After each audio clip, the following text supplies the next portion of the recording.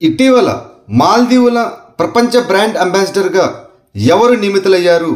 కత్రినా కైఫ్.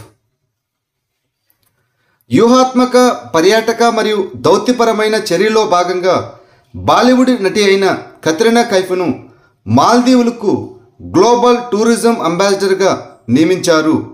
ప్రధానమంత్రి నరేంద్ర మోదీ ద్వీప దేశ పర్యటనకు కొన్ని వారాల ముందు మాల్దీవుల marketing and public relations corporation ఈ ప్రకటన చేసింది. ఇటీవల ఏ నగరం అధికారికంగా భారత చిరుత రాజధానిగా మారింది? బెంగళూరు. బెంగళూరు అధికారికంగా భారతదేశ చిరుతపులి రాజధానిగా మారింది. అత్యధిక సంఖ్యలో స్వేచ్ఛగా తిరిగే అడవి చిరుతపులి పరంగా ముంబైని అధిగమించింది.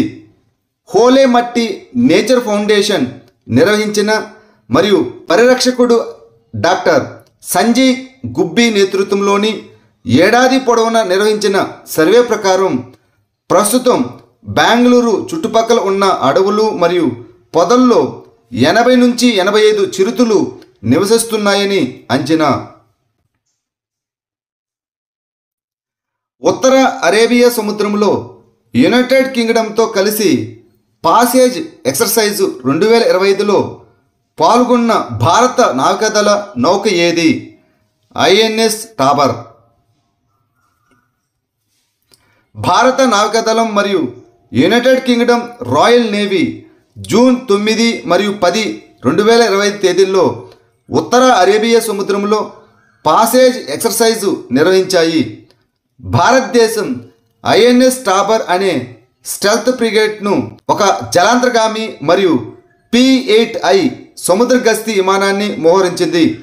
ఇది రక్షణ సంబంధాలను మరియు సముద్ర భద్రతకు ఉమ్మడి నిబద్ధతను లోతుగా చూపిస్తుంది. షాహెద్ డ్రోన్లను ఏ దేశం అభివృద్ధి చేసింది? ఇరాన్. రష్యా జూన్ 11, 2025న 300 కంటే ఎక్కువ డ్రోన్లు మరియు క్షిపణులను ఉపయోగించి ఉక్రెయిన్పై భారీ వైమానిక దాడిని ప్రారంభించింది.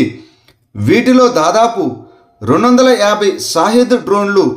ఇవి ఇరానియన్ నిర్మిత మానవరహిత పోరాట వైమానిక వాహనాలు.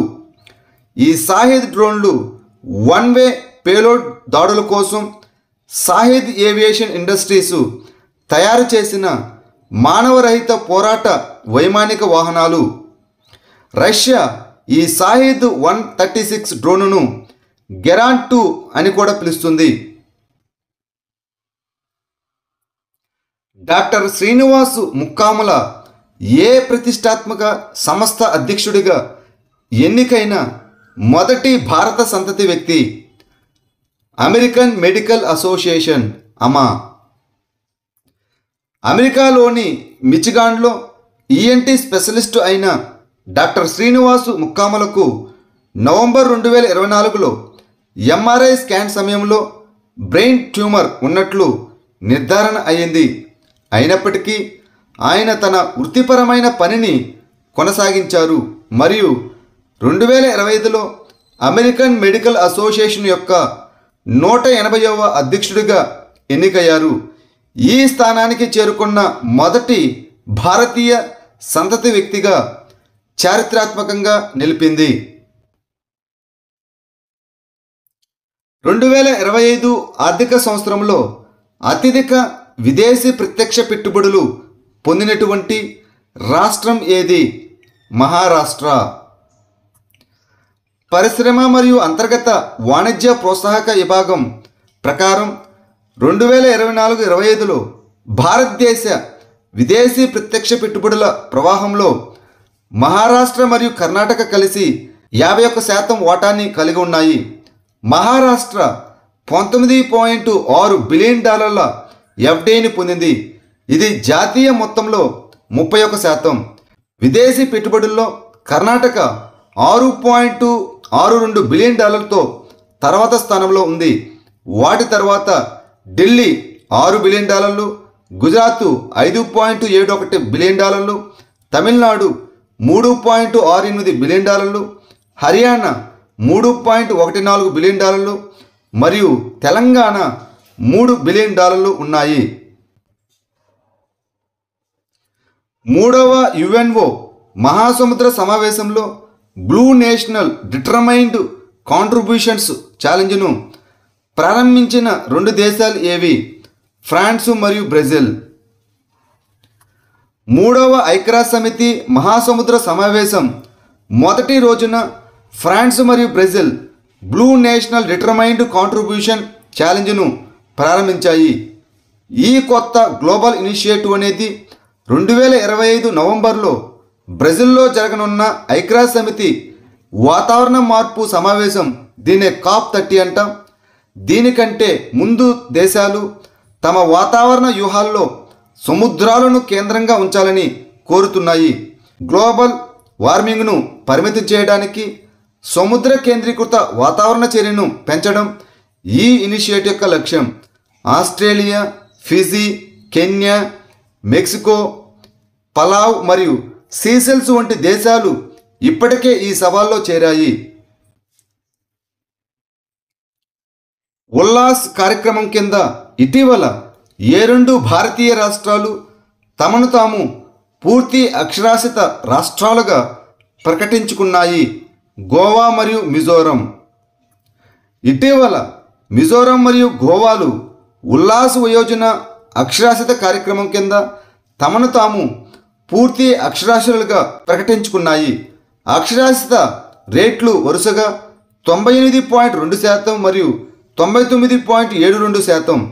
ఇది జాతీయ విద్యా విధానం 2020కి అనుగుణంగా కేంద్ర ప్రాయోజిత పథకం. మూడవ ఐక్యరాజ్య సమితి మహాసముద్ర సమావేశంలో భారతదేశం ప్రారంభించిన డిజిటల్ మహాసముద్ర డేటా పోర్టల్ పేరు ఏమిటి? సహౌ. ప్యారిస్లోని నైస్లో జరిగిన మూడవ ఐక్యరాజ్య సమితి మహాసముద్ర సమావేశంలో కేంద్ర భూశాస్త్ర మంత్రి జితేంద్ర సింగ్ పారదర్శక మరియు సైన్స్ ఆధారిత సముద్ర నిర్వహణను ప్రోత్సహించడానికి డిజిటల్ మహాసముద్ర డేటా పోర్టల్ అయిన సాహౌని ప్రారంభించారు. జూన్ 9, 13, 2025 వరకు జరిగిన ఐక్యరాజ్య సమితి మహాసముద్ర సమావేశం సుస్థిర అభివృద్ధి లక్ష్యం 14 అనగా మహాసముద్రాలు, సముద్రాలు మరియు సముద్ర వనరులను రక్షించడం మరియు స్థిరంగా ఉపయోగించుకోవడం లక్ష్యంగా పెట్టుకుంది. జాతీయ ఈ విధాన్ అప్లికేషన్ అనగా నెవా ఏ మంత్రిత్వ శాఖ కింద అభివృద్ధి చేయబడింది? పార్లమెంటరీ వ్యవహారాల మంత్రిత్వ శాఖ, the ministry of parliamentary affairs. Puducherry శాసనసభ కోసం జాతీయ ఈ విధాన్ అప్లికేషన్ను కేంద్ర సమాచార మరియు ప్రసార అదేవిధంగా పార్లమెంటరీ వ్యవహారాల సహాయ మంత్రి జూన్ 9, 2025న ప్రారంభించారు. 37 రాష్ట్రాలు మరియు కేంద్రపాలిత ప్రాంతాల శాసనసభలలో శాసనసభ కార్యకలాపాలను డిజిటలైజ్ చేయడానికి పార్లమెంటరీ వ్యవహారాల మంత్రిత్వ శాఖ ద్వారా నెవా అభివృద్ధి చేయబడింది. ఇది పారదర్శకత, కాగిత రహిత పనితీరు మరియు చట్టాన్ని రూపొందించడంలో సామర్థ్యాన్ని తీసుకురావడానికి ఒక దేశం ఒక అప్లికేషన్ సూత్రంపై పనిచేస్తుంది. బుషిహర్ ప్లాంటు ఏ దేశంలో మొట్టమొదటి మరియు ఏకైక కార్యాచరణ అణువిద్యుత్ కేంద్రం? ఇరాన్. ఇరాను అణుశక్తి సంస్థ అధ్యక్షుడు అయిన మొహమ్మద్ ఇస్లామీ రష్యా ఇప్పటికే ఉన్న ఒప్పందం ప్రకారం ఇరాన్లో 8 అణువిద్యుత్ ప్లాంట్లను నిర్మిస్తుందని ప్రకటించారు. ఇరాన్ యొక్క ఏకైక కార్యాచరణ కేంద్రమైన బుషిహర్ అణువిద్యుత్ ప్లాంట్ను రష్యా మే 2011లో పూర్తి చేసింది. ఇరాన్ పౌర అణుశక్తి కార్యక్రమంలో ఇది కీలక పాత్ర పోషిస్తుంది. ఇటీవల ఉత్తరాఖండ్లో కనిపించిన సియామీస్ ఫైర్ బ్యాక్ ఏ దేశ జాతీయ పక్షి? థాయిలాండు. సియామీ ఫైర్ బ్యాక్ దాని శాస్త్రీయ నామం లోఫురా డియార్డి అని కూడా పిలుస్తారు. ఇది థాయిలాండ్ జాతీయ పక్షి. దీనిని మొదటిసారిగా ఉత్తరాఖండ్లోని రాణిఖేట్ అడవుల్లో గుర్తించారు. ఈ పక్షి సాధారణంగా థాయిలాండు, లావోస్, కంబోడియా మరియు వియత్నాం వంటి ఆగ్నేషియా దేశాలలో కనిపిస్తుంది. ఇది దట్టమైన సతతహరిత అడవులు మరియు ఆకురాల్చే అడవులను ఇష్టపడుతుంది. దీనిని international union for conservation of nature అనగా IUCN తక్కువ ఆందోళనకరంగా జాబితా చేసింది. ఆర్థిక స్థిరత్వం మరియు అభివృద్ధి మండలి 29వ సమావేశానికి ఎవరు అధ్యక్షత వహించారు? ఆర్థిక మంత్రి నిర్మలా సీతారామన్. ఆర్థిక మంత్రి నిర్మలా సీతారామన్ ఇటీవల ఆర్థిక స్థిరత్వం మరియు అభివృద్ధి మండలి యొక్క 29వ సమావేశానికి అధ్యక్షత వహించారు. FSDC అనేది భారత ప్రభుత్వం డిసెంబర్ 2010లో ఏర్పాటు చేసిన అత్యున్నత స్థాయి చట్టబద్ధం కాని సంస్థ. దీని ప్రధాన లక్ష్యం ఆర్థిక రంగంలో ఆర్థిక స్థిరత్వాన్ని నిర్ధారించడం మరియు అభివృద్ధిని ప్రోత్సహించడం. Reserve bank of India governor, ఆర్థిక కార్యదర్శి మరియు securities and exchange board of India అనగా SEBI, insurance regulatory and development authority of India మరియు pension fund regulatory and development authority వంటి నియంత్రణ సంస్థల అధిపతులు ఇందులో ఉంటారు.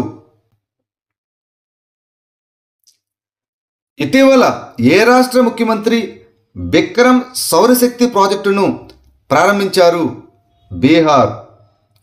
బీహార్లో పునరుత్పాదక శక్తిని ప్రోత్సహించడానికి ముఖ్యమంత్రి నితీష్ కుమార్ విక్రమ్ సోలార్ ఎనర్జీ ప్రాజెక్టును ప్రారంభించారు. ఇటీవల 30 సంవత్సరాల తర్వాత భారతదేశంలోని ఏ ప్రాంతంలో యురేషియన్ ఓటర్ కనిపించింది? కాశ్మీర్ లోయ. ఇటీవల దాదాపు 30 సంవత్సరాల తర్వాత కాశ్మీర్ లోయలో యురేషియన్ ఓటర్ కనిపించింది.